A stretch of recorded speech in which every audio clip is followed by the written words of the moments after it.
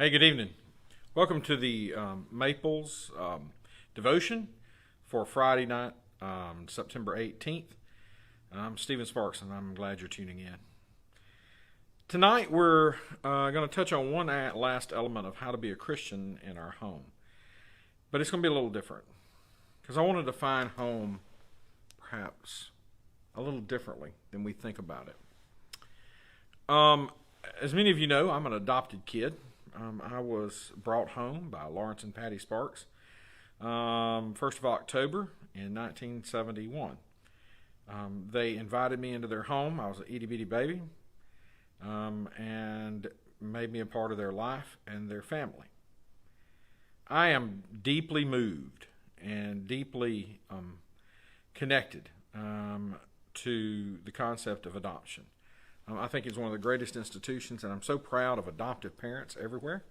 I have friends, clergy friends, that have adopted this year and those that are in the process of adopting, and I have a deep heart for those folks.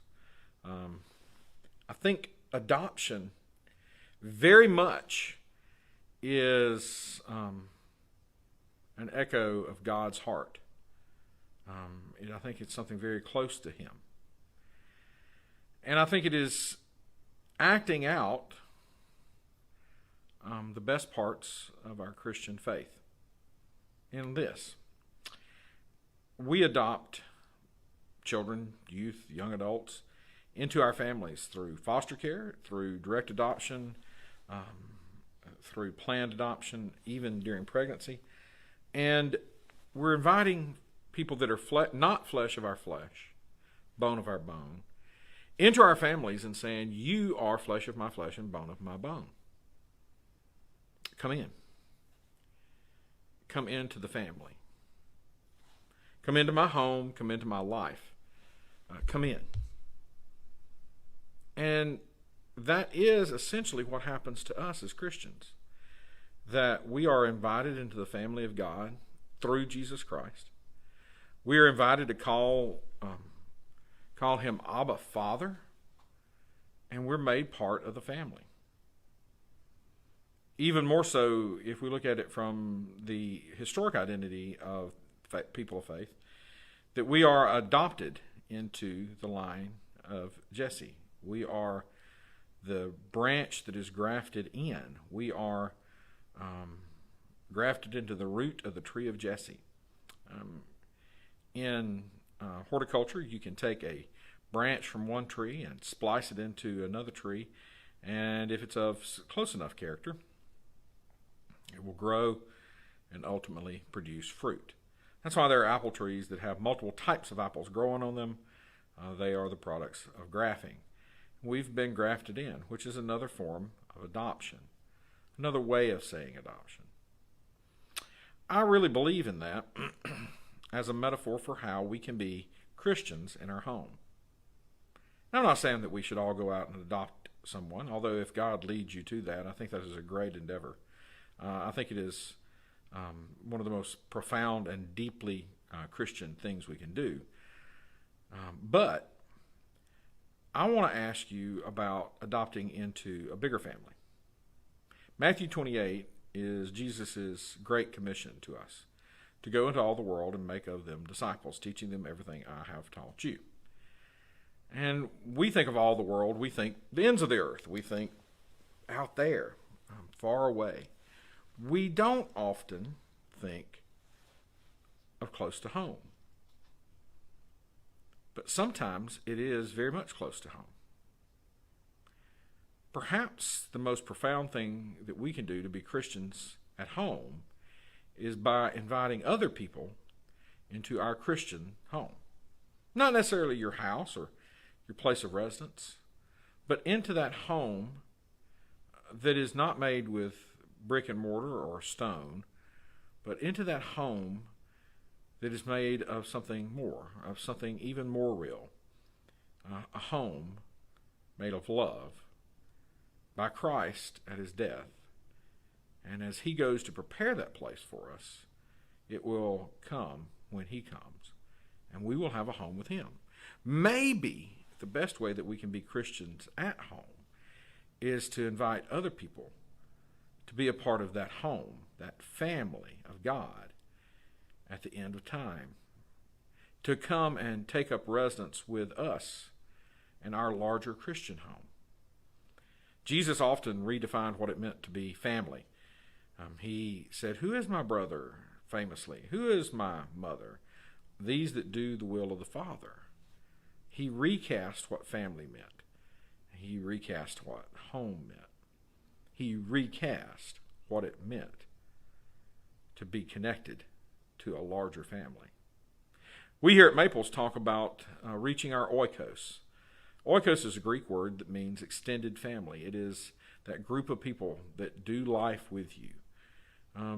Throughout most of human history, that's been extended family. We know even from the ruins of Peter's mother-in-law's house that it was a large home with multiple generations living together.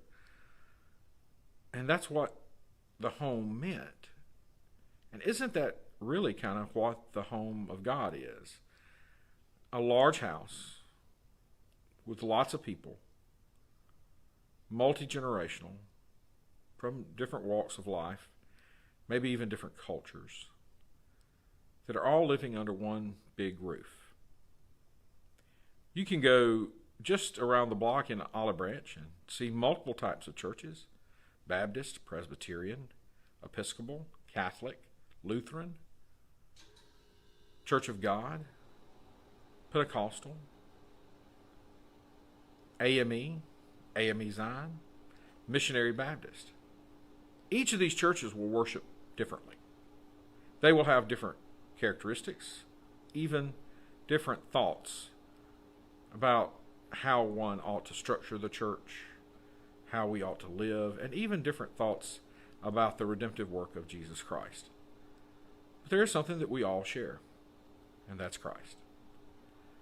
The church of Jesus Christ is larger and broader and bigger.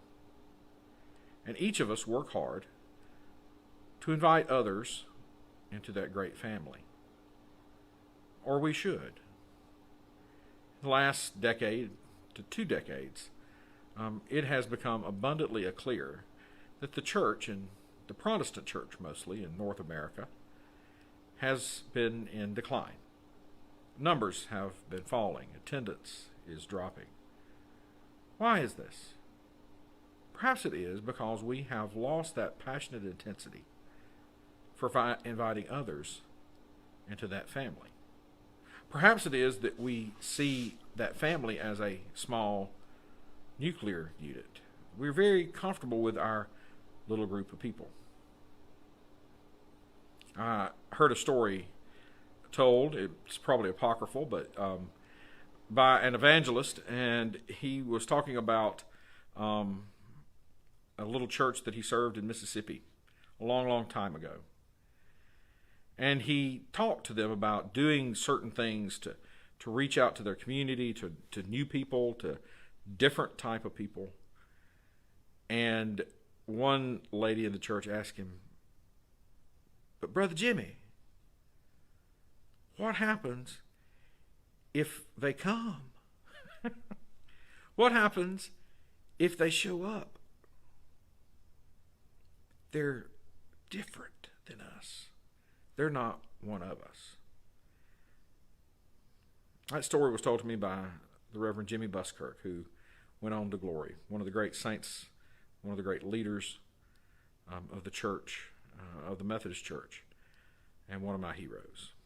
He rests in heaven now, but he imparted a lot of that wisdom to so many of us. Jimmy had a passion for expanding the family of God, and that's the way he talked about it.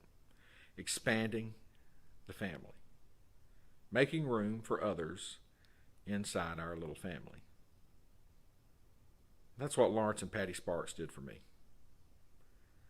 That's what other adoptive parents did for their kids. That's what John Wesley did with his great movement. And that's what the church has consistently done down through the centuries. To make room for others inside this great family of God. If I take you to a Methodist church and the Democratic Republic of the Congo, or as my brother, who checked in a few weeks ago, worshiping in Kenya, or in the Philippines, or in Central America, or even Cuba. There will be certain distinctivenesses that cry out to you, this is Methodist. And there may be things that are very, very different, particularly the church in Cuba. God is at work there and moving and expanding their territory in ways that will blow our minds. But the family is growing. See, that's a hallmark of healthy things. They're growing.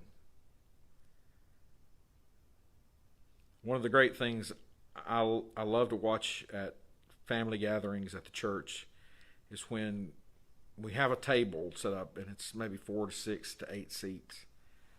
And somebody wants to come and sit with those folks there. And I'm always amazed how we'll go to great lengths to add seats to the table. We do that when we go to a Mexican restaurant, right? When we go as a staff, we do that.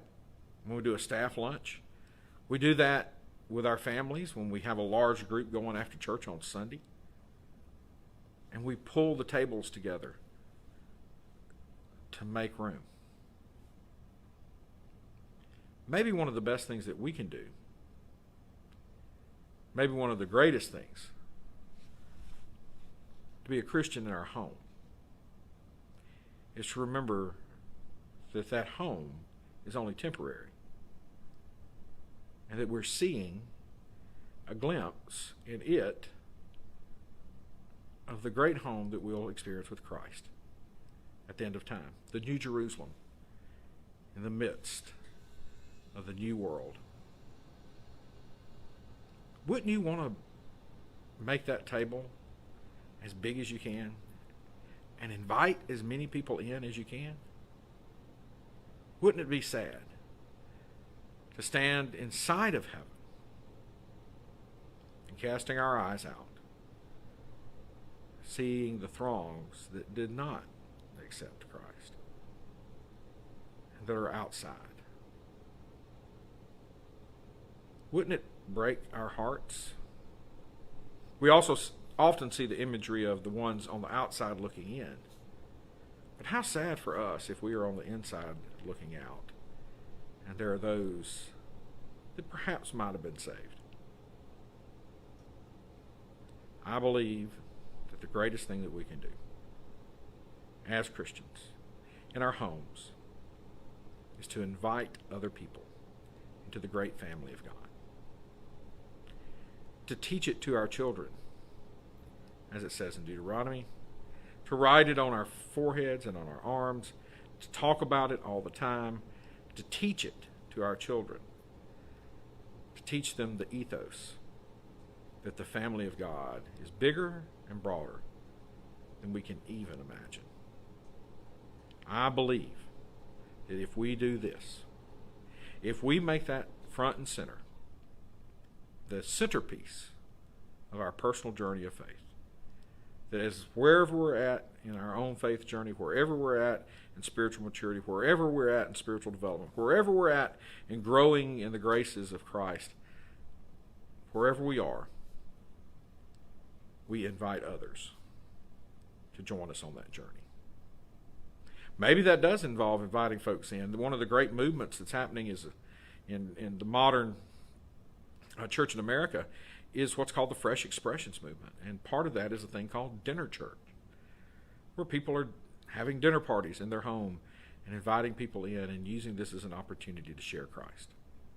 It's the dinner church movement. You might check it out. Look it up. Ask the Google. Go to DuckDuckGo and see if you can read a little bit about that. Fresh Expressions USA. There's so many different things that are happening where people are taking extraordinary steps to invite people that have had no connection with Jesus or the church ever into his family. But I want us to not forget about some other folks.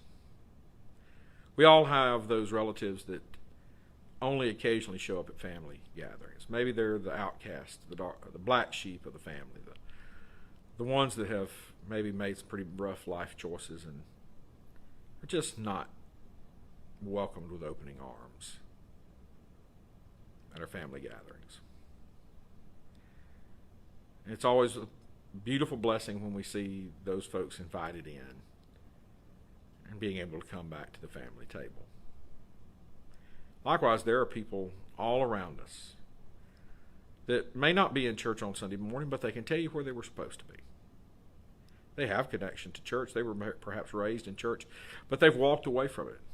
Maybe angry, maybe just because they just didn't see the value in it, or it just fell out of favor, or it was just inconvenient, or just, as we say, I got out of the habit. Maybe, just maybe, as we expand the family of God, we invite them to come back into the house. See, evangelism takes a lot of different faces. Sometimes, yes, it is reaching out to those folks that have no connection, no faith journey, know nothing about Jesus Christ, and those are the very exciting ones. But oftentimes we have a lot more people around us that had but walked away from, almost had, because their family had some connection to church, but they're not here now. Perhaps our responsibility is to fling wide the doors and say, come home.